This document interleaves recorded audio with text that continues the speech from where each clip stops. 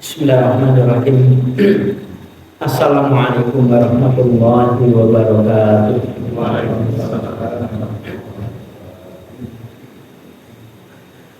Alhamdulillah. Nasta'inuhu wa nastaghfiruh. Wa na'udzu billahi min syururi anfusina wa sayyiati a'malina. Faman yahdihillahu fala mudilla lahu wa man yudlil fala hadiya lahu. Asyhadu an la ilaha illallah wa asyhadu anna Muhammadan abduhu wa rasuluh. Allahumma sholli ala Muhammad wa ala ali Muhammad amin. Kitab Riyadhus Shalihin untuk malam hari ini masih melanjutkan di pembahasan seputar tentang pakaian itu di kitab Libas yang kemarin di bab yang ke-119 tentang panjang dan pendek lengannya Nabi Shallallahu Alaihi Wasallam, dan juga orang-orang yang menjulurkan kainnya dalam keadaan sombong, maka ada ancaman dari Allah Ta'ala. Allah tidak akan melihatnya di akhirat kelak. Tidak ada perhatian dari Allah Ta'ala. Sampai hadis yang ke-798 kemarin, hadis yang panjang belum terselesaikan, soal tentang ceritanya si Qais bin Bishr yang dia menceritakan bapaknya yang di tempat ataupun teman duduknya si Abu Dar al-Ghifari, dia menceritakan bab itu ya, sampai di kalimat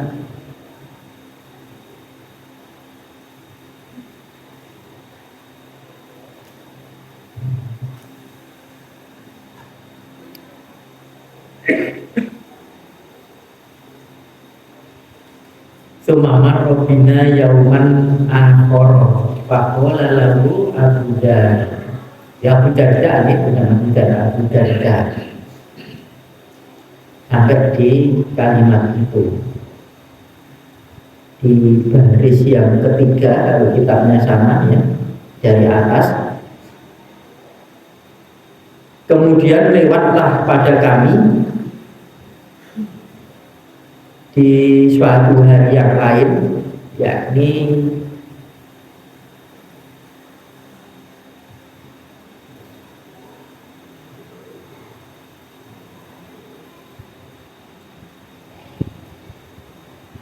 si Sahal ibni Hanbuliyah ini yang diceritakan oleh si bapaknya Qais bin Bishr tadi. Ya, menceritakan seseorang yang namanya si Sahal ya, Sahal bin Hanbuliyah. Nah, kemudian suatu ketika si Sahal bin Hanbuliyah tadi lewat pada kami, pada si Qais yang saat itu bersama si Abi Darda. Faqala lahu Abu Darda. Kemudian si Abu Darda ini berkata kepada si Sahal tadi, kalimatan tanfa'una wala yadur. Bila satu kalimat yang bisa memanfaati untukmu dan tidak memandoroti kepadamu, tidak merugikan kepadamu. Jadi ini ketemu orang baik yang diceritakan si Sahal tadi, kemudian kok lewat, ya sudah, berilah kami nasihat satu kalimat sajalah yang kalimat itu bisa memanfaati aku dan tidak merugikan kepadamu. Kata si Abu Darda. Qala berkata si Sahal, qala Rasulullah sallallahu alaihi wasallam, telah bersabda Rasulullah sallallahu alaihi wasallam, nikma rajulu Quraimun al-asadi. Sebaik-baik orang itu yaitu orang yang namanya Quraim dari suku Asadi itu sebaik-baik orang. Ini Rasulullah yang mensabdakan. Disebut namanya dari sukunya juga. Jadi kebaikan orang ini kadang-kadang mengangkat kampungnya juga ya, mengangkat orang tuanya kadang-kadang. Ini disebut Quraim yang dari suku Asadi. Ini sebaik-baik orang. Laula tulu jumatihi, kalaulah tidak dia itu memanjangkan rambutnya, wa isbalu izari, dan tidak menjurekan kainnya. Jadi sebetulnya sebaik-baik orang suku Asadi itu si Quraim itu, kalau seandainya dia tidak memanjangkan rambutnya dan tidak memanjangkan kain bawahnya, tidak menjurekan kain bawahnya, dia sebaik-baik seorang di sana. Sabda Rasul seperti itu. Fabalagha dzalika Quraiman, maka telah sampailah yang demikian itu, artinya sabdanya Nabi telah sampai kepada Quraim tadi. Sampai dengar perkataan orang kan dari mulut ke mulut. Bagaimana ceritanya kalau si Quraim ini sampai disebutkan Nabi sebaik-baik seseorang, cuma kekurangannya dia memanjangkan rambutnya dan menjurekan kainnya itu saja. Kalau itu bisa dihilangkan, rambutnya dipotong, kainnya ditinggikan, nanti sebaik-baik orang. Jadi pembicaraan yang pada saat itu viral pada mungkin begitu. Akhirnya sampai kedengaran, oh iya, Nabi sabda seperti itu. Nah, terdengarlah si Quraim.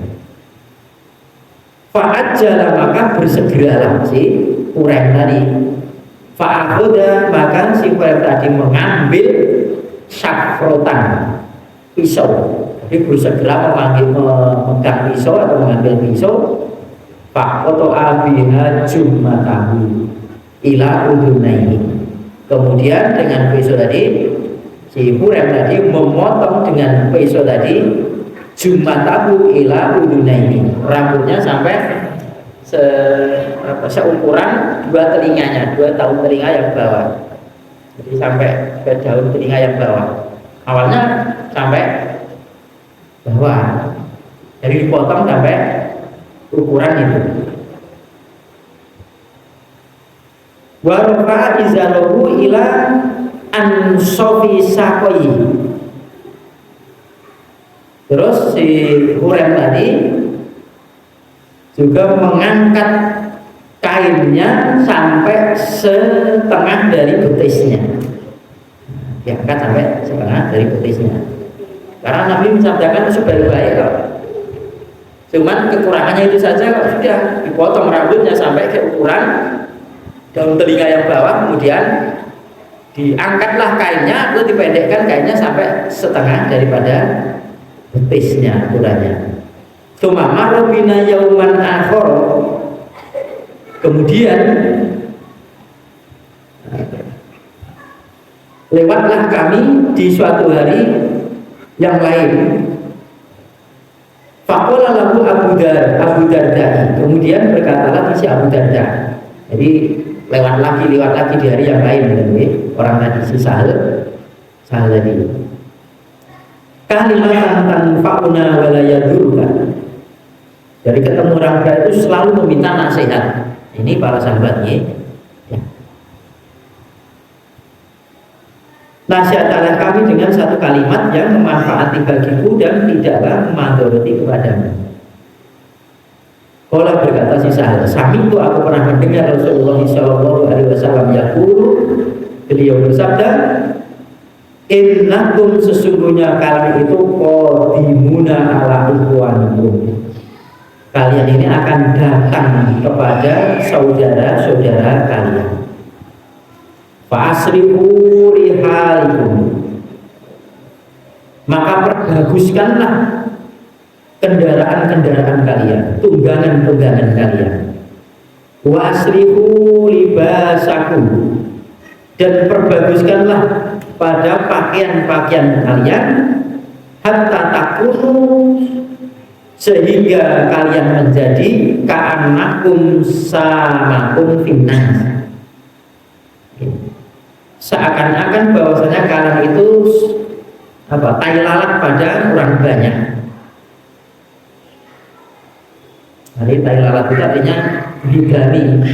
Orang itu begitu-begitu kita beda dewi, kayak tai lalat, berbeda sendiri. Fa innallaha, sesungguhnya Allah itu la yuhibbul al-fuhsha. Maka sesungguhnya Allah Ta'ala itu tidak menyukai al-fuhsha, jelekan. Wala tafahusa, dan tidaklah dia Allah itu menyukai orang yang suka berbuat jelek, terus menerus berbuat jelek. Rawahu Abu Darda bi isnadin hasanin.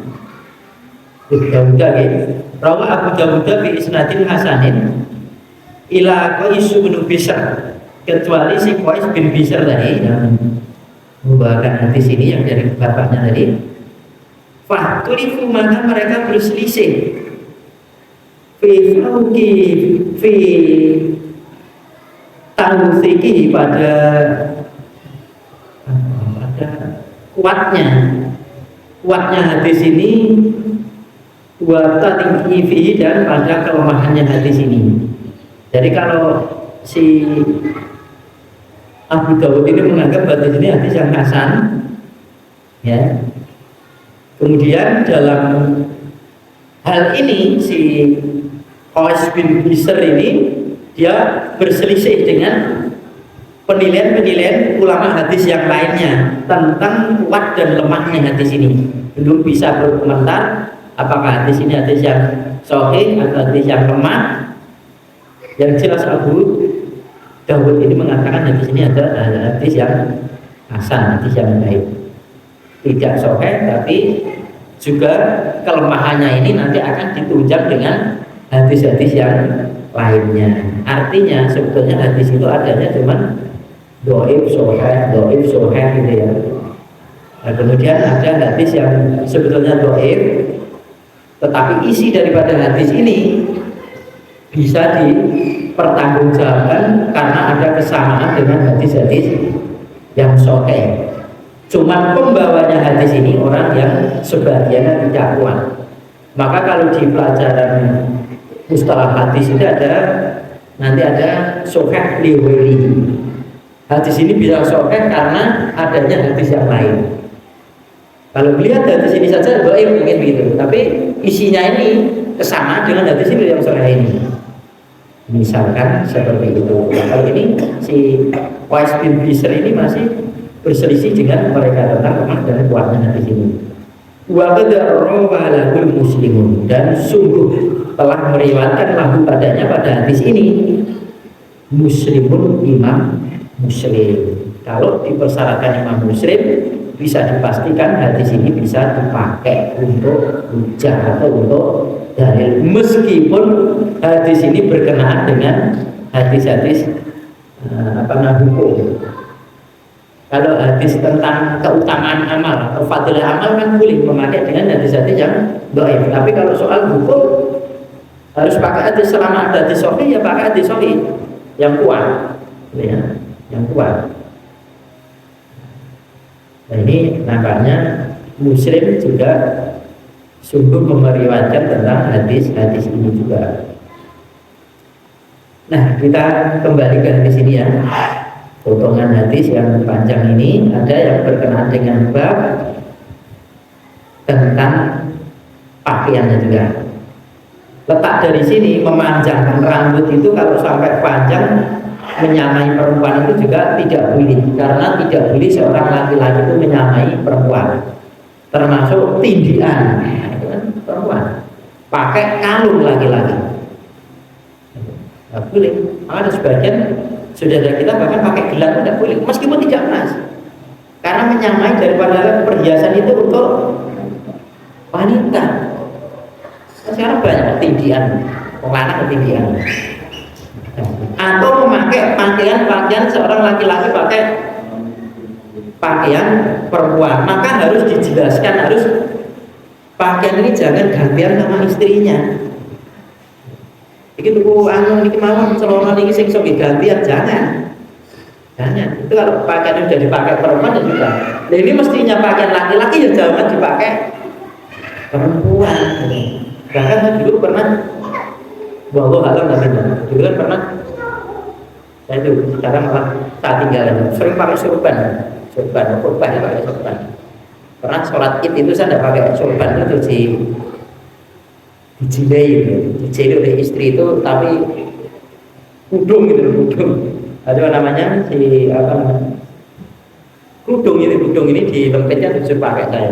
Lama saya itu berpikir ini kan dipakai istri saya, masa tak pakai gitu. Dan sebagian para ulama berpendapat kalau sudah dipakai oleh perempuan maka jangan dipakai laki-laki. Nah kalau laki-laki ya jangan memakai pakaian perempuan, meskipun itu dalam keadaan kesenian. Mungkin ada kesenian Pak Ludruk, dan juga ada Ludruk ketoprak, itu ada ketoprak. Apa namanya, laki-laki dari perempuan itu jangan, tidak boleh, tidak diperbolehkan. Sebagaimana seorang perempuan juga jangan memakai pakaian seperti laki-laki. Ya, pakaian laki-laki perempuan kan berbeda. Nah, kalau sekarang sama itu kan karena ya modern ini orang sekarang ini sama saja. Allah intinya berbeda. Kemudian memanjangkan rambut ini ya, memanjangkan rambut ini jangan sampai di bawah daun telinga. Ya. Kan Nabi pernah panjang ya dulu. Itu pernah panjang Allah alam apa sebelum larangan. Maka Nabi dulu panjang rambutnya. Nabi Musa kan sebelum ceritanya ya, sebelum Nabi Muhammad SAW. Nah kalau perempuan mestinya jangan seperti laki-laki, meskipun tidak tampak. Tidak tampak itu kan kalau ke selain yang mahram. Kalau saya mahram kan boleh tampak. Ke mertua boleh, ke saudara laki-lakinya boleh ditampakkan, boleh. Tapi untuk menjaga ya, lebih baik. Ya, makanya kalau meskipun perempuan di rumah ya istilah saya ya jangan gelunderan. Nanti ada tamu gagap ya. Kecuali kalau ditutup pintunya. Mau foto kok tutupan terus, nggak ada pintunya. Jadi betul atau ditutup rasa kok pintu lah kalau pintu. Kalau ada pintunya nggak boleh ditutup. Tapi kalau dibuka di monggo itu. Nah seorang tamu pun juga jangan sampai tergesa-gesa di depan pintu pas, jangan. Mestinya tidak begitu. Tunggu ada persiapan tuan rumah. Jangan seperti itu. Jadi, apalagi assalamualaikum langsung masuk, walaupun itu tetangganya sendiri, tidak boleh. Salam sudah di rumah, tidak boleh. Ya kalau di jalan masuk, kalau tidak itu rumah orang lain, ya tidak boleh. Tapi itu. Terus kemudian soal kain di bawah mata kaki ini buat laki-laki ini, bapak ya. Kalau kita berpendapat yang seperti ini maka jangan menyalah-nyalahkan orang yang berpendapat lain, karena itu tadi orang lain juga punya hujah dengan batoran tadi karena kesombongan ini. Nah, ini sombong tidak sombong kan hadisnya ada, itu kita. Hal yang seperti ini maka dikembalikan kepada kita masing-masing. Akan lebih hati-hatinya kalau memang lebih hati-hatinya itu di atas mata kaki, tapi tidak menjadikan wah ini fitnah ini ya, tidak. Tetap saudara-saudara kita yang punya pendapat yang lain juga berpegang teguh kepada hadis juga. Misalkan seperti itu. Itu kita akan lebih banyak kalau itu keyakinan kita ya sudah. Dan orang-orang yang kita tanggung, misalkan anak kita ya harus diberitahu. Nah ini jadi begini kepada keluarga kita seperti itu. Mau nggak mau bukan urusan kita. Anaknya apa namanya? Iya ini anaknya ustaz, anaknya guru ngaji misalnya, malah berbeda. Kiai ustaz guru ngaji tidak bisa memberikan petunjuk kok. Kalau bisa mestinya Nabi Nuh tidak terjadi anaknya dari kafir. istrinya ada rendah, itu menunjukkan hidayah itu dari Allah. Nah, selebihnya memberikan nasihat saja. Orang berhasil memberikan nasihat itu kalau sudah dikeluarkan dari mulutnya. Dan orang mau tidak mau itu bukan urusan. Lah kalau didiamkan, lah ini yang menjadi masalah. Kemudian kalau dia di sini sampai sepertiga setengah dari betis. Banyak nih saudara kita yang di salafi itu juga sampai seperti itu. Lah kalau bisa monggo. Perkara diloki wong ngeloki wae kok lah gitu loh. Sandang pangan boleh diri istilahnya kan gitu gitu. Monggo lah itu. Nanti kan juga selesai sendiri. Sikil-sikile dhewe gitu. Celana-celana dhewe lho men monggo lho. Ya kalau memang punya bagus juga, kalau memang ada habisnya juga, dengan juga. Kalau tidak sependapat itu ya sudah. Dan di atas mata kaki kok gimana? Nah, hal yang seperti ini. Kemudian di suatu ketika si Sahal ini juga lewat di dekatnya si Abu Darda, kemudian dia meminta pituah tadi, ya. Kalimat tadi, kali ini kalian itu nanti kalian akan datang kepada saudara-saudara kalian, maka perbaguskanlah kendaraan-kendaraan kalian. Jadi ada sunnah bapak-bapak ibu untuk datang mendatangi saudara kita atau berkumpul dengan orang lain itu dengan berkendaraan yang bersih, itu lebih baik. Apalagi sampai masya Allah ini datang wakahnya apa kendaraannya sasae, terus kemudian plat nomornya itu taleni apa gitu ini, kuat apalagi rupanya ranjang itu kan menunjukkan tidak ada satu kebersihan kecuali kalau sepeda motor alasan gitu. Nah, itu dibersihkan. Kalau dulu ya tunggangan bersih. Kalian akan bertemu kepada saudara kalian, maka jangan perbaguskanlah tunggangan-tunggangan kalian. Ya, diguyang lah. Nah, kalau dulu, sekarang ya kendaraan-kendaraan itu ya sudah dicucikan yang baik, dijaga, dijaga itu menunjukkan ini orang-orang muslim ini seperti ini dalam keadaan bukan kerja nih di usuk-usuk dan masjid ini ya selesai gitu sakit. Terus kemudian wasrihu libasakum hatta takunu ka'anakum sanatun finnas, dan perbaguskanlah pakaian-pakaian kalian sehingga kalian itu menjadi di kalangan orang banyak itu seperti tai lalat. Nampaknya dulu juga berpakaian separuh betis itu juga masih jarang. Wong dong kabeh tapi dari tai lalat itu si jindil misalkan. Atau kalau di sini pakaian yang bagus. Bahkan kalau Rasul ini pernah ke pasar ya, orang pasar dengan Umar, kemudian ada penjual pakaian yang bagus itu, kemudian itu dari sutra ya, oleh Rasulullah dibeli saja Rasulullah oleh Umar bin Khattab. Untuk apa ya Umar? Untuk memakai ketika di hari raya, dipakai untuk menerima tamu-tamu dari negara-negara lain atau tamu-tamu yang lain ini. Artinya memakai pakaian bagus ketika menerima tamu itu ada sunnah juga. Apun tak sahih. Kalau bisa ya pakaian yang layak lah untuk kamu. Sampai kalian itu seperti tidak umumnya wong-wono kalian seperti itu, seperti tai lalat di kalangan orang banyak. Maka sesungguhnya Allah Ta'ala itu tidak menyukai barang yang jelek dan orang yang berbuat kejelekan.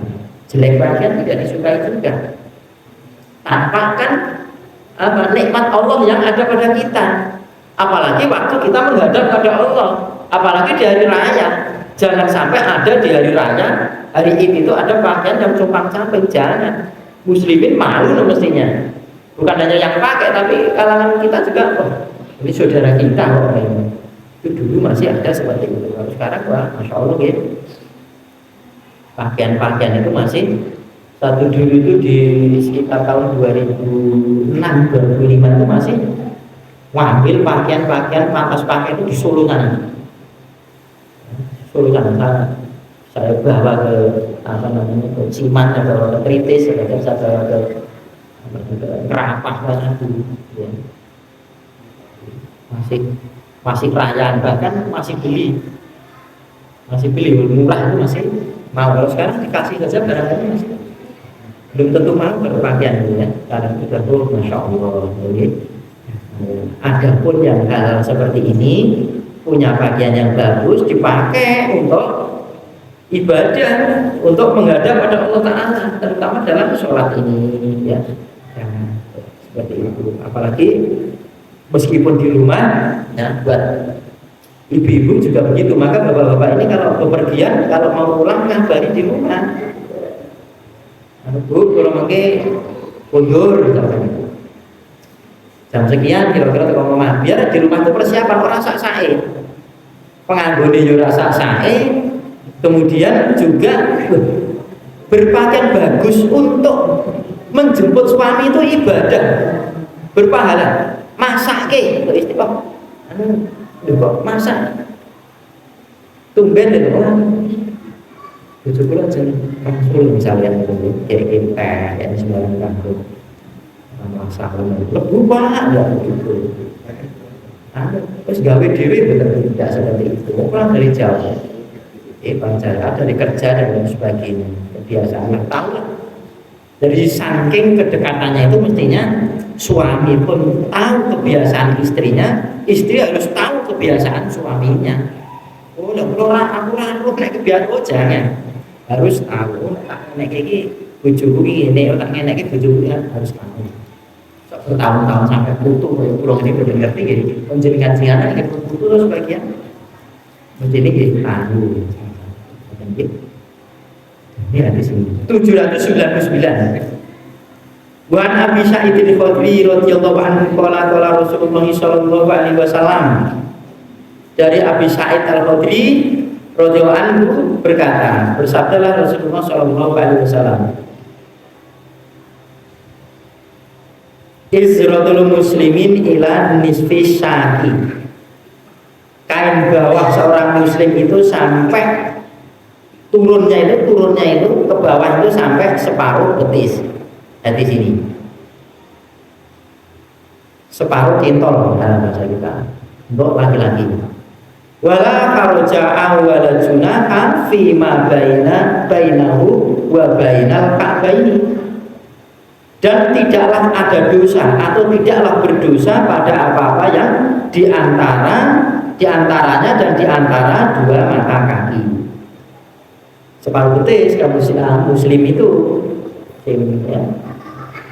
Bagi seorang muslim kain itu di bawahnya sampai setengah betis, tetapi boleh, tidak mengapa, tidak dosa kalau diturunkan sampai di antara dua mata kaki, tidak mengapa. Famakana asfala min ka'baini fahuwa finnar.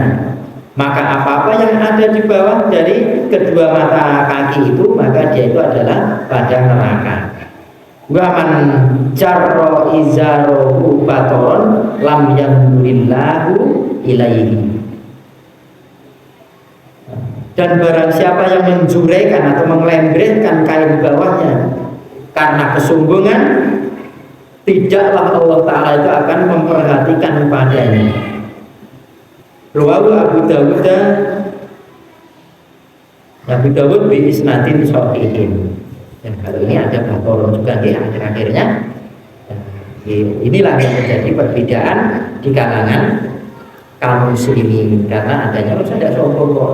Walaupun di ada lain tidak memakai kalimat kesombongan. Monggo berpegang teguh hadis yang mana, hadis yang mana. Intinya kalau hal-hal yang kehati-hatian, maka ya angkat saja kain ini sampai batas polnya itu di dua mata kaki dia, tempoloknya. potong saja, nyuruh kain dipotong, bukan kakinya, kainnya. Diklaimkan monggo hebat orang dan di monggo pendapatnya gitu. Maka hal-hal yang berbeda sini jangan sampai akul-akulan entah-entahnya sesama muslim. Terus yang didebatkan hadis diperdebatkan. Jangan seperti itu. Malah ada bagian-bagian dari itu, wah, ini ngelembret jadi imam aku ramai sholat deh, ya salah. Lah urusan kekurangan imam itu ditanggung imam. Jadi imam itu kan nanggung dirinya dan jamaahnya. Rusaknya sholat saja ditanggung imam. Nah makmum itu penaknya berikut itu. Tapi kalau sholatnya sempurna, imam itu ada kebaikan sebanyak orang yang jamaah dengan dia. Baiknya di situ. Menjadi imam itu ganjarannya besar, tapi resikonya ya besar. Tapi kalau menginginkan pahala, ya ini. Jangan sampai orang ini kok saja jadi imam resiko tidak salah. Wah ini kalau resikonya besar jangan ambil resiko, ambil yang sempurna biar pahalamu banyak. Adapun kekurangan-kekurangan yang ada ini nanti akan dicukupkan dengan Allah dengan kalimat mastata'tum, sekemampuan kalian yang ada.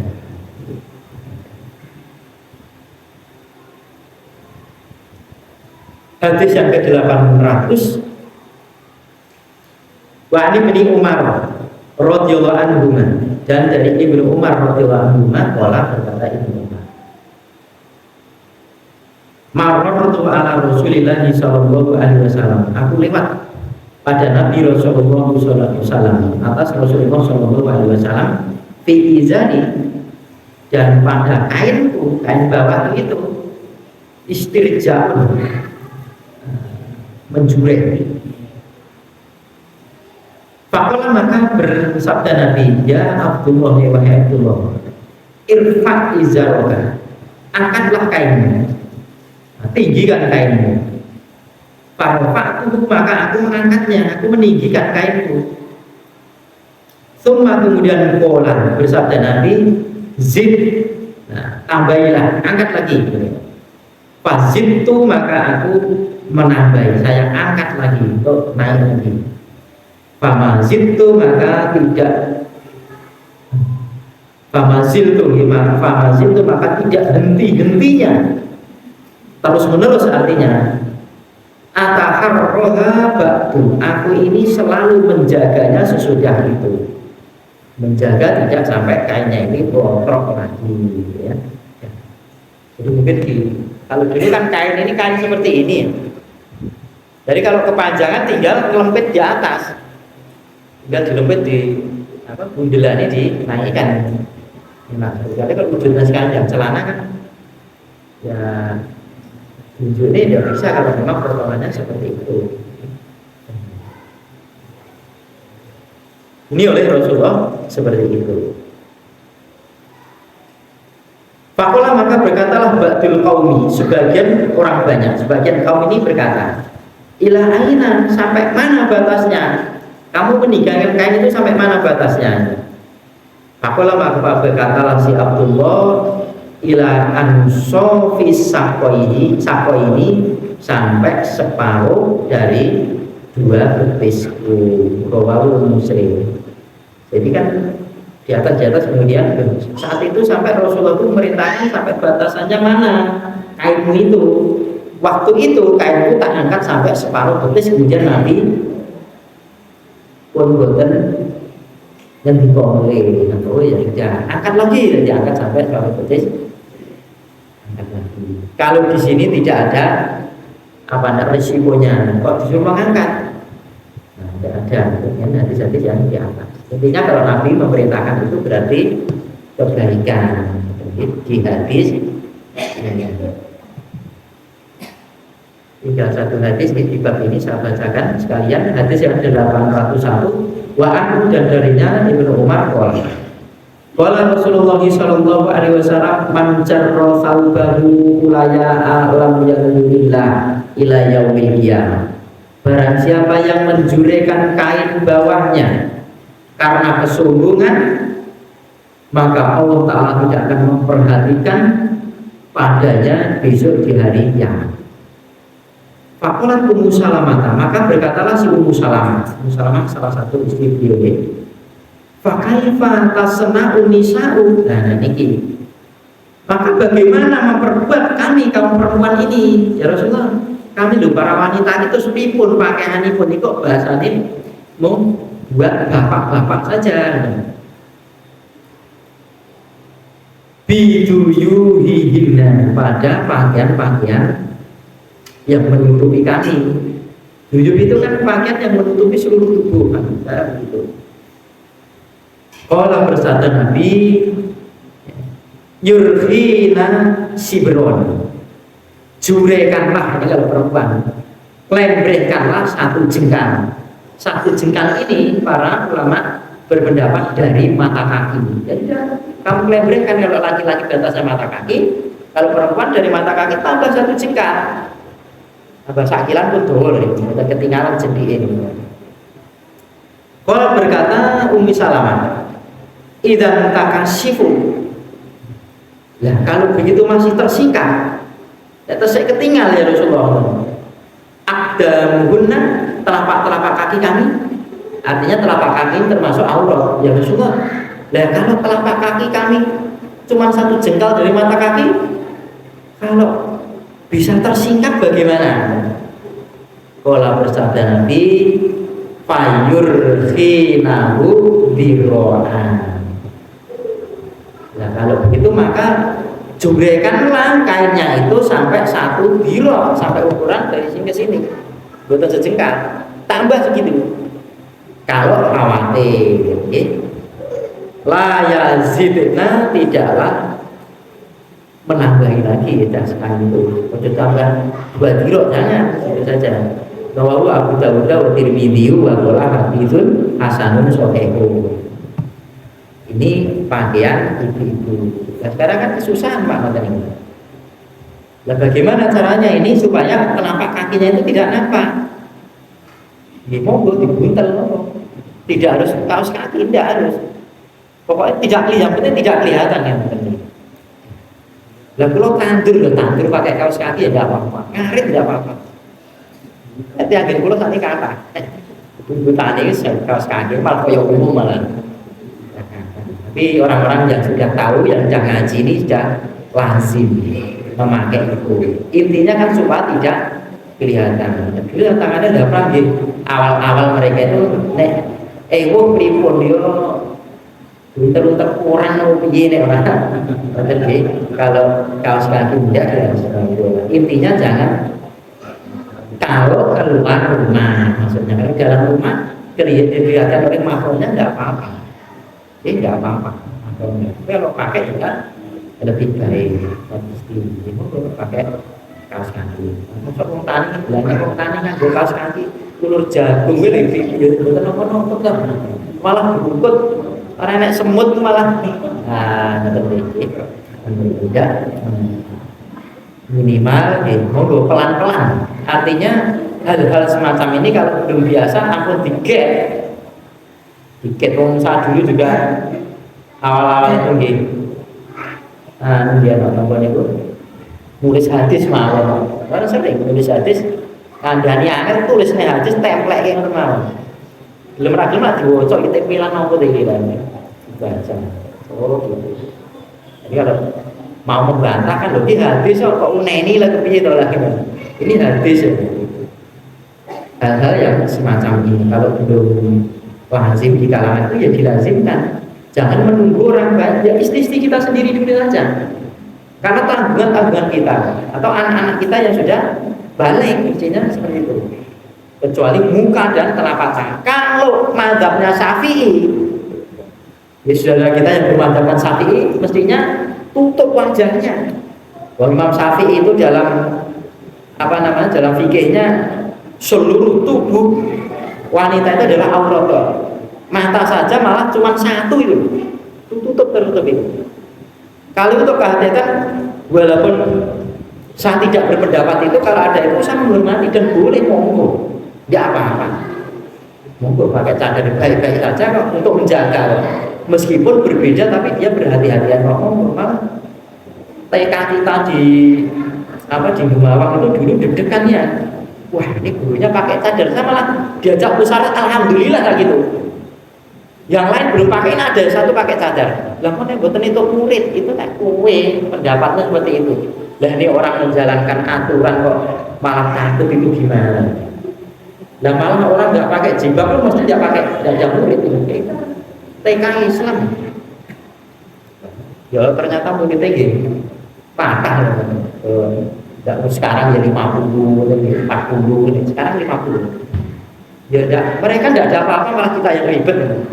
Orang lain malah di kalangan saudara kita yang di kalangan bikin ya menyekolahkan di situ di PAUD di Lumawang sana pakai cadar. Lagi mongkok gitu, hati-hatian nggak apa-apa.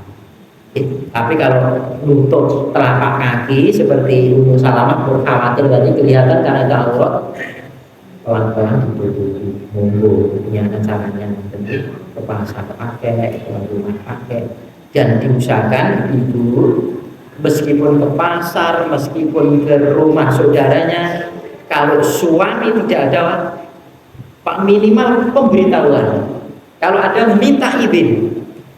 Oh jojo malah diterke kan malah baik. Lah suami yang baik tidak mungkin sujono, tidak mungkin kalau keperluan mesti berada termasuk puasa sunnah. Nah, itu dikonsol ya. Safarnya jadi tidak lama gitu. Jalannya ngeluh sampai di rumah istri saya puasa. Loh, ada beritahu toh. Mboten niku mestinya jenengan kandhan. Oh, ada nono dhewe kena bojone. Kan gitu. Nilai yang saya maksudkan kalau mau pulang itu memberitahu biar istri juga ada persiapan mungkin dari hidangan ataupun dirinya merasa sate dan saya terbaik itu sak ini bunda. Ya, jadi untuk menerima suami itu jangan sak-sate. Wong sing ngekei sandang pangan nggih. Lho sama orang lain jangan ngasih apa-apa saja bisa begitu sopan lho. Karo wong liya ora nyopo wis sopan atus ngoten niku. Lah bojone sing golekne lantaran bisa memakai pakaian itu lantaran nggih, lantaran saja. Sebab dia masih kebutuhan dia, mestinya malah lebih mestinya itu. Dan sampai seorang laki-laki koyo kaya ning warung kae. Agek mlebu dahar nggih, lah nek wong mboten ngoten kok. Arep entek tanduk nggih, lah nek omah ora ngoten niku. Kalah karo wong warung. Mate-maten nopo derek karo ditunya. Rakitan pisang. Ya, rakitan pisang. Lho niku ganjaran gede masa boten nglakoni rakitan pisang. Pak Guru Kolina dan Astagfirullahaladzim. Assalamualaikum warahmatullahi wabarakatuh.